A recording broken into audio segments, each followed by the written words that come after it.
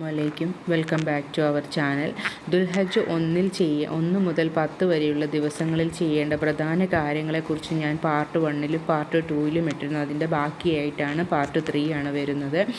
ദുൽഹജ്ജ് 8-ാം ദിവസത്തെ നമ്മൾ യൗമുൽ തർവിയ എന്നാണ് പറയുന്നത്. ഒരു വിശ്വാസി രക്ഷപ്പെടാൻ 7 രാത്രി നമ്മൾ മനസ്സ് വെച്ചാൽ നമുക്ക് സ്വർഗം കിട്ടുമെന്നാണ് നമ്മളോട് പറഞ്ഞിട്ടുള്ളത്.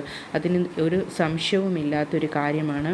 പ്രത്യേകം തൗഫീഖുള്ളവർക്ക് ഈ 5 രാത്രി അള്ളാഹു മുഅ്മിനുകൾക്ക് നൽകിയിട്ടുണ്ട്. നമുക്ക് രക്ഷപ്പെടാൻ വേണ്ടി നമ്മൾ മരണപ്പെടുന്നതിന് മുമ്പ് നമുക്ക് രക്ഷപ്പെടാനും ഒരു മുഅ്മിനായി മരണപ്പെടാനും മരണപ്പെട്ടതിന് ശേഷം നമുക്ക് രക്ഷപ്പെടാനും ഒക്കെയുള്ള ഒരു 5 രാത്രിയാണ്. ഒന്ന് ചെറിയ പെരുന്നാളിൻ്റെ രാവ്, മറ്റൊന്ന് 8-ാം രാവ് ദുൽഹജ്ജ്, മറ്റൊന്ന് അറഫ 9-ാമത്തെ അറഫ ഡേയുടെ അന്ന്, 4-ാമത്തെ ദിവസം ബലിപ്പെരുന്നാളിൻ്റെ അന്ന്, 5-ാമത്തെ ദിവസം ബ്രാത്ത് രാവ്, അതായത് ഷഹബാൻ 15-ൻ്റെ രാവിലെ ആ ദിവസം. അപ്പോൾ ഈ 5 ദിവസമാണ് ഹയാത്തായിട്ടുള്ളത്. അപ്പോൾ ഈ 5 ദിവസം നമ്മൾ ഹയാത്താക്കിയാൽ നമുക്കൊരു മുഅ്മിനായി മരിക്കുവാനും നമുക്ക് പ്രത്യേക നേട്ടങ്ങൾ ലഭിക്കുന്നതാണ്. ഇൻഷാ അല്ലാഹ് അതെല്ലാവരും ചെയ്യാൻ ശ്രമിക്കണം. അതുപോലെ ദുൽഹജ്ജ് 8-ൻ്റെ രാത്രി നമ്മൾ വീടുകളുടെ ലൈറ്റ് ഓഫ് ചെയ്യാൻ പാടില്ല. നമ്മൾ 9-ലേക്ക് വേണ്ടി അത് നമ്മളുടെ ഒരു കരുതലായി നമ്മൾ ആ ഒരു നന്മയ്ക്ക് വേണ്ടി നമ്മൾ ചെയ്യേണ്ടതാണ്. ദുൽഹജ്ജ് 8-ന് സംസം വെള്ളം ശേഖരിക്കുന്ന ഡേ ആണ്. അതുകൊണ്ടാണ് നമ്മൾ യൗമുൽ തർവിയ എന്ന് വിളിക്കുന്നത്. എങ്ങനെ പിടിച്ചാലും നമുക്ക് നോമ്പുകൾ പ്രതിഫലമുള്ളതാണ്. 1 തൊട്ട് 9 വരെ പിടിക്കുന്നത് വളരെ നന്നാണ്. ഇനി അഥവാ ആർക്കെങ്കിലും ബുദ്ധിമുട്ടുണ്ടെങ്കിൽ 1 പിടിച്ചതിന് ശേഷം 8-ഓ 9-ഓ അല്ലെങ്കിൽ 8-ഓ 9-ഓ മാത്രമായിട്ടോ ഒക്കെ പിടിക്കുന്നതും വളരെ നല്ലതാണ്. ഈ ദുൽഹജ്ജ് 9-ൻ്റെ മാത്രം നോമ്പിന് 2 വർഷത്തെ കൂലിയും, ദുൽഹജ്ജ് 1 തൊട്ട് 8 വരെ പിടിക്കുന്ന ഓരോ നോമ്പിനും 1 വർഷത്തെ കൂലിയും, ഒരു നോമ്പിന് 1 വർഷത്തെ കൂലിയും വീതമാണുള്ളത്. ദുൽഹജ്ജ് 8-ൻ്റെ പൊരുത്തത്തിന് വേണ്ടി നമ്മൾ ആ ദുൽഹജ്ജ് 8-ൻ്റെ രാവ് നമ്മളെക്കൊണ്ട് കഴിയാവുന്നത്ര നമ്മൾ ഇബാദത്തുകൾ ചെയ്ത് ഹയാത്താക്കണം. ദുൽഹജ്ജ് 7-ൻ്റെ രാത്രിയിലുള്ള മഗ്രിബും ഇശായും, പിറ്റേ ദിവസത്തെ ദുൽഹജ്ജ് 8-ൻ്റെ അന്ന് രാവിലെയുള്ള സുബഹും നമ്മൾ ജമാഅത്തായിട്ട് നമസ്കരിച്ചാൽ നമുക്ക് മുടങ്ങാതെ ഇബാദത്ത് ചെയ്തതിൻ്റെ കൂലി നമുക്ക് ലഭിക്കുന്നതാണ്.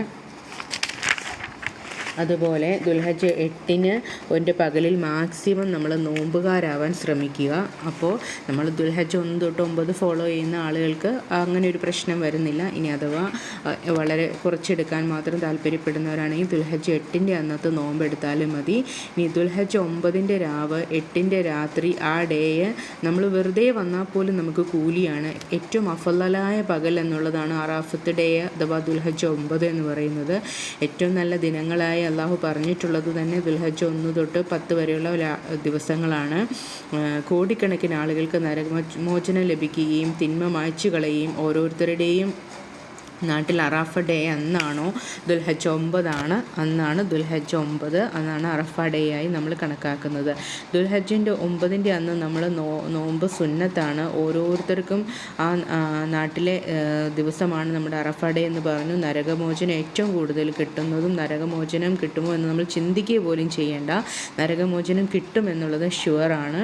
ദുൽഹജ്ജ് 8-ൻ്റെ രാത്രി മഗ്രിബ് ഇശാ സുബഹ് ഞാൻ പറഞ്ഞല്ലോ, നമ്മൾ നേരത്തെ പറഞ്ഞതുപോലെ നമ്മൾ ഇമാമും ജമാഅത്തായി നിസ്കരിച്ചാൽ നമുക്ക് നമ്മുടെ എല്ലാ ആൺപെൺ വ്യത്യാസം ഇല്ലാതെ നമുക്ക് ജമാഅത്തായിട്ട് നിസ്കരിക്കാവുന്നതാണ്. അപ്പോൾ നമുക്കതിന് പ്രത്യേക കൂലിയുള്ളതാണ്. പിന്നെ 9-ൻ്റെ രാവിലെ നമ്മൾ സൂറത്തുൽ ഇഖ്ലാസ് 100 തവണ ഓതണം. അതായത് ദുൽഹജ്ജ് 8-ൻ്റെ അന്ന് രാത്രി 9-ാം രാവിലെ 9-ാം രാവ് എന്ന് പറയുന്നത് ദുൽഹജ്ജ് 8 അതുപോലെ തന്നെ തക്ബീർ നമ്മൾ ധാരാളമായി അധികരിപ്പിക്കാൻ നമുക്കറിയാമല്ലോ.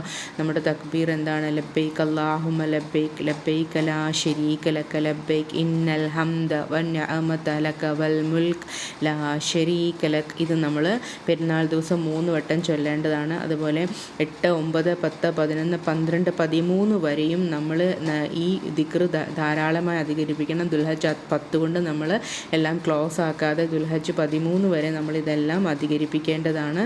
അതുപോലെ പെരുന്നാൾ ദിവസം സ്പെഷ്യലായി നമ്മൾ ഈ തക്ബീർ ചൊല്ലേണ്ടതാണ്. അതുപോലെ നമ്മുടെ നരകമോചനത്തിൻ്റെ ദുആ അല്ലാഹുമ്മ അജ്ർനി മിനന്നാർ എന്നുള്ള ദുആയും നമ്മൾ പ്രത്യേകമായി ഓതേണ്ടതാണ് എപ്പോൾ.